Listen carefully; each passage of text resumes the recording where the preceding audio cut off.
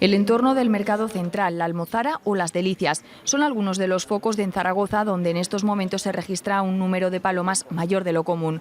Según los datos del último censo de 2021, en la capital aragonesa había unas 20.000 palomas. Ahora se está actualizando y todo apunta a que la cifra será menor.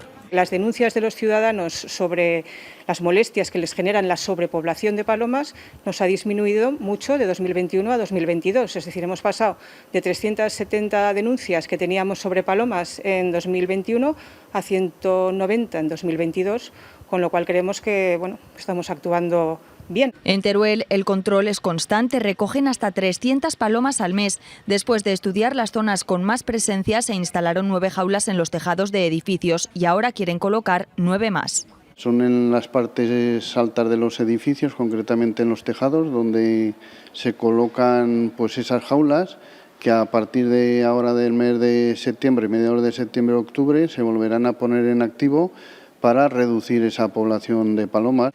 Uno de los focos que tienen localizado en Teruel está en La Glorieta, en pleno centro. Quieren hablar con los propietarios para pedir autorización y poder instalar este mecanismo de captura para poder salvaguardar el patrimonio de la ciudad.